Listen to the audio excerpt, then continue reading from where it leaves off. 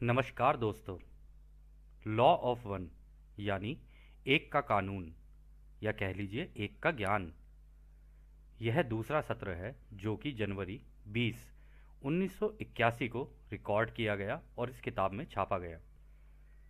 तो इसकी शुरुआत में हम आपको दोहराना चाहते हैं कि इस किताब में दी गई सभी सूचनाएं और जानकारियां या तो आप मान सकते हैं या नज़रअंदाज कर सकते हैं या सिरे से खारिज कर सकते हैं, क्योंकि यह आपकी फ्री विल है, यानी आपकी स्वतंत्र आज़ादी जो उस अनंत रचयिता के द्वारा आपको दी गई है। तो अब हम इस सत्र का प्रारंभ करते हैं। तो रा कहते हैं, हम तुम्हारा अनंत रचयिता की रोशनी और प्रेम में स्वागत करते हैं। अब हम बात करने के लिए तैयार हैं। तो डॉन कहते हैं, मैं अनुमान लगा रहा हूं कि ऐसे काफ़ी लोग होंगे जो समझेंगे कि आप क्या कहना चाह रहे हैं। हमारी रुचि है कि हम आपकी और हमारी वार्तालाप की एक किताब बनाएं। क्या आप इसके लिए तैयार हैं? अगर हाँ, तो क्या आप हमें अपना इतिहास बता सकते हैं? तो रा कहते हैं, हम तुमसे बात करने के इच्छुक थे, इसलिए हमने भी तुम्हें संपर्क किया। हालांकि कुछ ही लोग होंगे जो बिना किसी भेदभाव के इस वार्तालाप की गहराई को समझ पाएंगे जो हम कार्ला द्वारा तुम्हें दे रहे हैं। यदि यह तुम्हारी इच्छा है कि तुम इसे दूसरों से साझा करो, तो इसे इस तरह से प्रस्तुत करना कि वो इसे अपनी जिंदगी से जोड़कर देख सकें और अपने खुद के निष्कर्ष पर खुद ही पहुंच सकें। यदि एक जाग गया, क्या सब नहीं जाग गए? इसलिए तुम्हारी जैसी इच्छा होगी हम वैसे ही बात कर लेंगे। सीखना और सिखाना एक सबसे पहला हिस्सा है इस एक के ज्ञान का। तो डॉन कहते हैं, क्या आप हमें अपना पहले का इतिहास बता सकते हैं इस मायाजाल में, जैसे कि शायद हमारी धरती पर पैदा होना या फिर इस धरती की पहले की सभ्यताओं से आपका संपर्क, तब शायद हम इस किताब की शुरुआत कर सकें।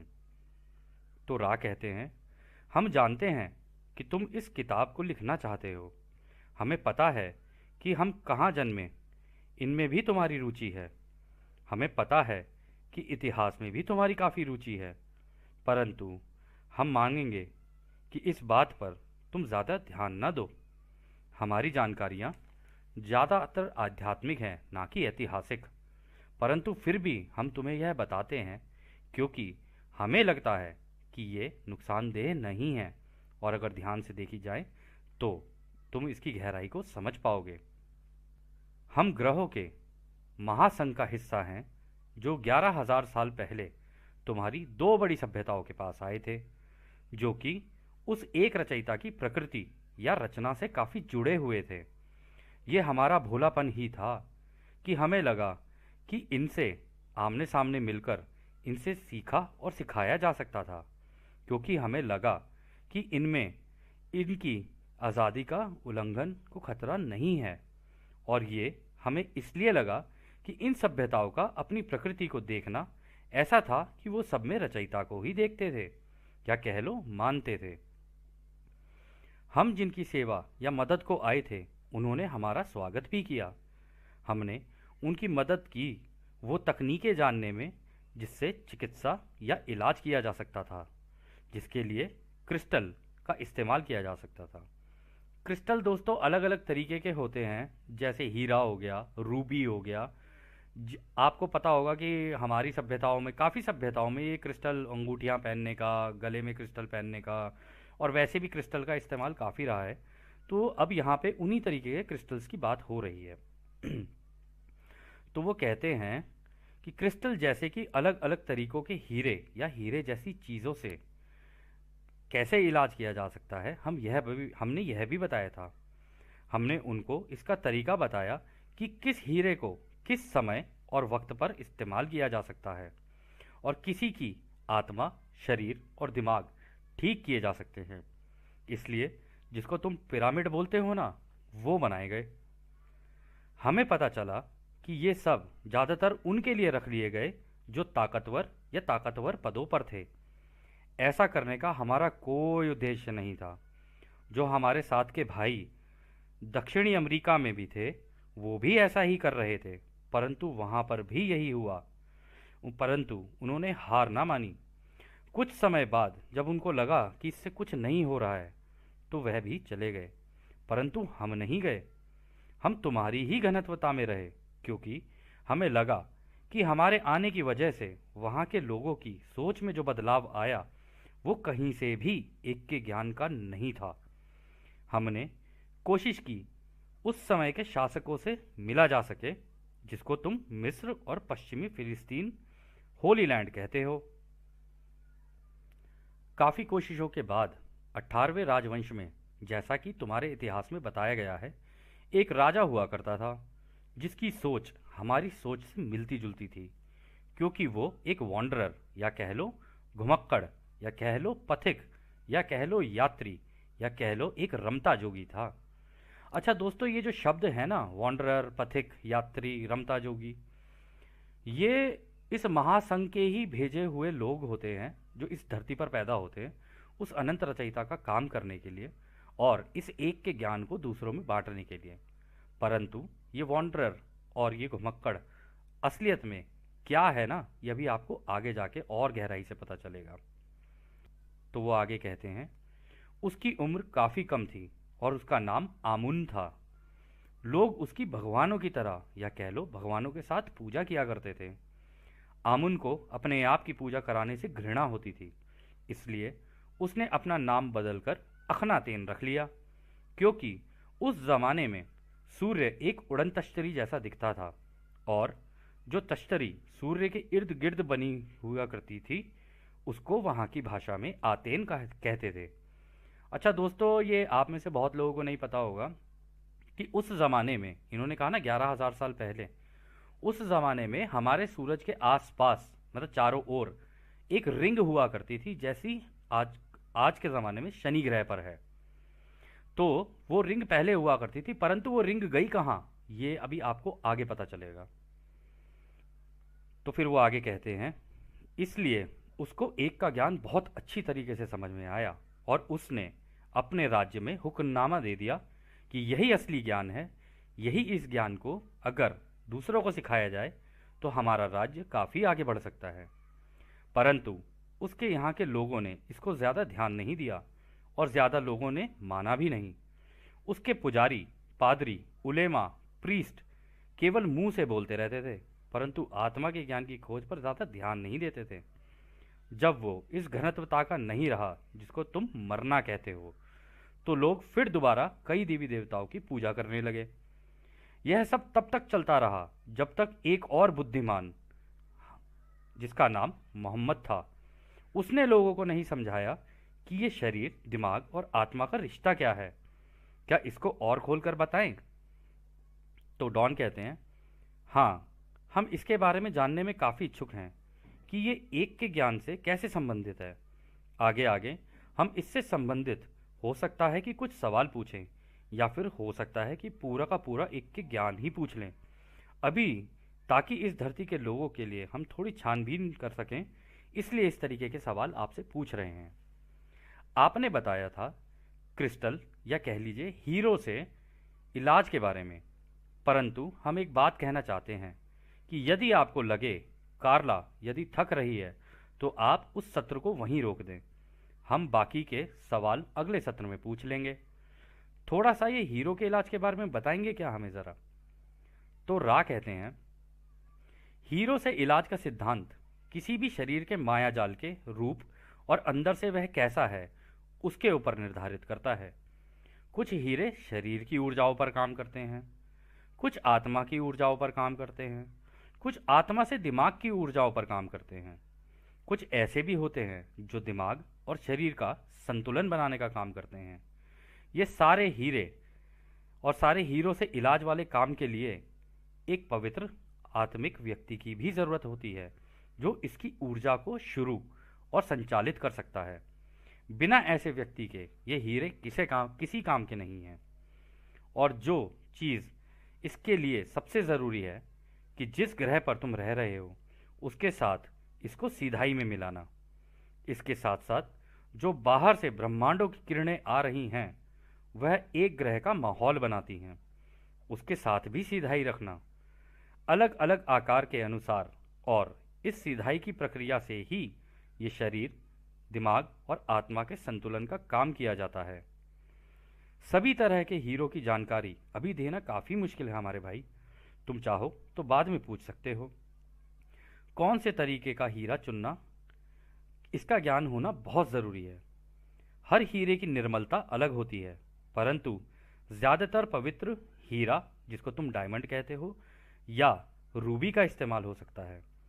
इन सब के साथ एक पवित्र आत्मिक ज्ञान के व्यक्ति का भी होना बहुत ज़रूरी है। इसको रचयिता के प्रेम और रोशनी का इस्तेमाल करना आता हो। इसके लिए एक शुरुआती काम होता है जो ध्यान लगाकर ही सीखा जा सकता है और इस्तेमाल किया जा सकता है। क्या और कोई छोटा सवाल है क्या हमारे भाई तुम्हारा? डॉन कहते हैं, हाँ, आपने कहा था कि इन हीरो के इस्तेमाल से इलाज के लिए पिरामिड बनाए गए। क्या इसके बारे में थोड़ा बता सकते हैं? क्या ये पिरामिड आपने बनाए? अगर हाँ, तो किस उद्देश्य से? तो रा कहते हैं, ये जो बड़ा वाले पिरामिड हैं वो हमारी क्षमता से बनाए गए हैं, इस एक के ज्ञान की शक्ति का प्रयोग करके। ये पत्थर जो तुम्हें दिख रहे हैं ना, आज भी जिंदा हैं, परंतु यह अभी तक तुम्हारे यहाँ की सभ्यताओं को समझ नहीं आया है। इनको बनाने के दो कारण थे। एक तो ऐसी जगह बनाने के लिए जिससे कि उस व्यक्ति को पवित्र किया जा सके जो शुरुआत करने वाला हो इस एक के ज्ञान की शक्तियों का इस्तेमाल करके, और दूसरा ताकि यहाँ पर उनका इलाज हो सके जिनको अपने शरीर, दिमाग और आत्मा का संतुलन बनाना हो। इसके साथ साथ तुम्हारी धरती का भी संतुलन बनाया जा सके या उसका इलाज किया जा सके, ये भी इसी का काम था। इसके एक के बाद एक पिरामिड बनाए गए और उसमें उसी प्रकार के हीरो का इस्तेमाल किया गया जो ब्रह्मांड से आती हुई ऊर्जाओं का इस्तेमाल करके तुम्हारी धरती के शरीर, दिमाग और आत्मा का भी संतुलन बना सकें। इसके लिए हमारे ग्रहों के समूह के बाकी भाइयों ने भी साथ दिया और तुम्हारी धरती की भूमध्य रेखा पर हर एक जगह पर एक अंगूठी की तरह इन पिरामिड्स को बनाना शुरू किया और एक अंगूठी बना दी। अच्छा दोस्तों, आप में से कई लोगों को शायद ये ना पता हो कि हमारे इस पूरे ग्रह की जो भूमध्य रेखा है, जिसे हम इक्वेटर भी बोलते हैं, यदि आप अपनी तरफ से रिसर्च करेंगे या ढूंढेंगे तो आपको पता चलेगा ये जितने भी पिरामिड है ना, ये सारे के सारे उस भूमध्य रेखा पर ही बनाए गए हैं। और इनका काम था कि रचयिता की तरफ से आती हुई जो ऊर्जाएं हैं उनका इस्तेमाल करके इस धरती का संतुलन बना के रखना, ताकि ये धरती आराम से आगे बढ़ सके। तो वो आगे कहते हैं, अभी कार्ला की ऊर्जा खत्म हो रही है। हमारे जाने से पहले तुम चाहो तो एक छोटा सा सवाल और कर सकते हो। तो डॉन कहते हैं, हम जानना चाहते हैं कि शुरुआत में ये पिरामिड के ऊपर या कह लो चोटी पर एक टोपी सी बनी हुई थी, वो किस चीज़ की बनी हुई थी? और इतने बड़े बड़े पत्थर आपने एक जगह से दूसरी जगह कैसे उठा कर रखे? इसके लिए किस तकनीक का इस्तेमाल किया गया? दोस्तों, आप में से बहुत लोगों को शायद ये भी नहीं पता होगा या शायद पता भी होगा कि आज तक ये एक रहस्य बना हुआ है कि ये पिरामिड बने तो बने कैसे, क्योंकि इतने बड़े बड़े पत्थर इस तरीके से लगाना और इस तरीके के आर्किटेक्चर की तरीके से लगाना, ये अपने आप में इतना कठिन टास्क है कि आज भी कोई इसको बिल्कुल उसके जैसा नहीं बना सकता है। तो खैर, आगे चलते हैं। रा कहते हैं, हम विनती करते हैं कि इस सवाल को अगले सत्र के लिए रख लें, क्योंकि इसका जवाब काफ़ी लंबा है। तो डॉन कहते हैं, ठीक है, कोई बात नहीं। क्या आप बता सकते हैं कि कार्ला को हम कैसे आराम और उसकी ऊर्जा को कैसे बढ़ा सकते हैं? तो रा कहते हैं, हम खुश हैं कि तुमने हमसे यह सवाल किया, क्योंकि यह हमारा अधिकार, यह काम नहीं है कि बिना किसी के सवाल पूछे हम अपनी जानकारियां उन पर थोपें। हालांकि अब हम कहेंगे कि कार्ला है तो ध्यान की अवस्था में, परंतु इसका इस्तेमाल ढंग से ना करने के कारण उसका शरीर थका हुआ महसूस कर रहा है, या कह लो थक जाता है। इसके लिए तुम कार्ला के इर्द गिर्द एक गोला बनाकर ये शब्द बोल सकते हो। अच्छा दोस्तों, जो शब्द अब दोहराए जाएंगे ना, यदि आप में से कोई भी ध्यान की अवस्था में बैठना चाहे और ये चाहे कि रा और इस महासंघ के लोग, या कह लो आपके भाई बहन, जो उस अनंत रचयिता के प्रेम और रोशनी में उसकी सेवाएं करते हैं। सेवा मतलब, सेवा का मतलब ये नहीं है कि वो रचयिता के गुलाम हैं, नहीं, वो अपनी इच्छा से रचयिता के साथ मिलकर काम करते हैं। तो ये जो शब्द हैं, यदि आप ध्यान अवस्था में बैठकर इनको दोहराते हैं और फिर अपनी ध्यान अवस्था में बैठते हैं, तो आपके साथ जो अनुभूतियां होंगी वो शायद कुछ अलग हो सकें, क्योंकि उस वक्त यह सारे लोग आप ही की हवा में गायब रह के आपके आसपास रहते हैं। तो वो जो शब्द हैं वो इस तरीके से हैं। ज्ञान क्या है? ज्ञान एक है। हम यहाँ क्यों हैं? क्योंकि हम एक का ज्ञान सीखना चाहते हैं। हम रा से ये ज्ञान क्यों मांग रहे हैं? क्योंकि रा उस परम रचयिता के एक के ज्ञान का एक विनम्र दूत है। अब हम और रा मिलकर इस एक के ज्ञान से इस जगह को पवित्र करते हैं। कोई भी विचार का रूप इस गोले के अंदर प्रवेश ना करे जो हमने कार्ला के चारों ओर बनाया है, क्योंकि उस परम रचयिता का ज्ञान एक है। दोस्तों, यहाँ कार्ला का नाम लिया गया है, परंतु आप अपना नाम रख सकते हैं इसमें, यह आपकी इच्छा पर है। अब कार्ला का सिर 20 डिग्री उत्तर के उत्तर पूर्वी दिशा की ओर कर दें, क्योंकि इसी दिशा से नए युग की किरणें आ रही हैं, जिसमें रचयिता का प्रेम और रोशनी है। इस दिशा में कार्ला को आराम मिलेगा, क्योंकि इसी दिशा से उसकी सारी इंद्रियों के द्वार और इसके शरीर और दिमाग और आत्मा में ये किरणें प्रवेश कर रही हैं। अच्छा दोस्तों, ये चीज़ हम आपको बताना चाहेंगे कि यहाँ पर इन्होंने कहा 20 डिग्री उत्तर के उत्तर पूर्वी दिशा। तो यदि आपके पास कंपास हो, आजकल तो ऐप भी होती हैं, ऐप में भी मिल जाता है, लेकिन ऐप उतनी कारगर नहीं होती। जो प्रॉपर एक मैग्नेटिक नीडल होता है, अगर आप उसको लोगे और धरती पर रखते हो, अगर आप उत्तर पूर्वी दिशा की ओर उसके अंदर देखो, उत्तर से सीधे हाथ पे उत्तर पूर्वी दिशा की ओर देखो, और वहां पे 20 डिग्री उस वक्त था, अब ये 25 डिग्री हो चुका है। तो उसके 25 डिग्री की तरफ यदि आप अपना चेहरा करके ध्यान अवस्था में बैठोगे ना, तो ये जो नई युग की किरणें आ रही हैं ना, ये आपके अंदर समाना शुरू कर देंगी।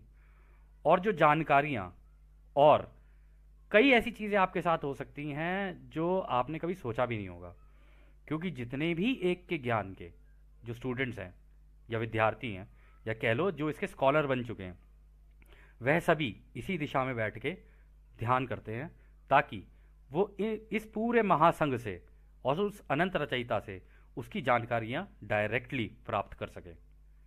पर यह आपकी इच्छा पर है कि आप इसे करना चाहें या ना करना चाहें। हमने केवल ये जानकारी दी है। अब आगे चलते हैं। तो इसके बाद वो कहते हैं, अब उसके सिर की तरफ एक कटोरे में पानी रख दें, और क्योंकि उसको बाइबल से प्यार है और वो उसको प्रेम है, उसको भी सिर के पास रख दें और गॉस्पेल ऑफ जॉन का पन्ना खोल दें। इसी के साथ एक धूप या अगरबत्ती भी लगा दें, और कार्ला की ताकत को बढ़ाने के लिए उसको सफ़ेद ढीले वस्त्र पहना दें और आंखों को किसी कपड़े या चीज़ से ढक दें। एक आखिरी बात जो हम इसमें जोड़ना चाहेंगे कि यह सीखने और सिखाने का काम जो हम कर रहे हैं, इसको सूर्य उगने से पहले करें, ताकि सूर्य की रोशनी से कमरे में ज़रूरत से ज़्यादा उजाला ना हो। अच्छा दोस्तों, यहाँ पर इन्होंने कहा बाइबल, तो कहीं आप ऐसे मत सोच लेना कि ये, अरे ये कहीं क्रिश्चियंस का तो कुछ नहीं है, अरे कहीं ये उसका तो कुछ, या ये मुस्लिम वो तो कुछ नहीं है। ऐसा नहीं है। जब इस किताब में आप आगे आगे बढ़ोगे ना, आपको पता चलेगा हर धर्म के बारे में इन्होंने बात की है इसके अंदर। तो क्योंकि यहाँ पे कार्ला को ये बाइबल पसंद थी, क्योंकि उसका प्रेम बाइबल से था, इसलिए उन्होंने यहाँ पे बाइबल का नाम लिया। यदि आप ये जानकारियाँ ध्यान अवस्था में समाधि में जाकर कर रहे होते ना, तो जिन चीज़ों की जानकारियाँ आपको है ना, या आपकी जो भी फेवरेट किताब है उसके द्वारा, उसमें से फिर आपको चीज़ें बताते, या उसके अलावा भी जो चीज़ें बताते उसके द्वारा ही आपको बताते। तो अंत में वो कहते हैं, अब हम चलते हैं हमारे भाई, हम उस अनंत रचयिता की शक्ति प्रेम और रोशनी में और शांति में तुम्हें छोड़कर चलते हैं। आद ने हमारे भाइयों, आद ने। निरंतर आगे बढ़ो और बढ़ते चलो, यही है एक का ज्ञान।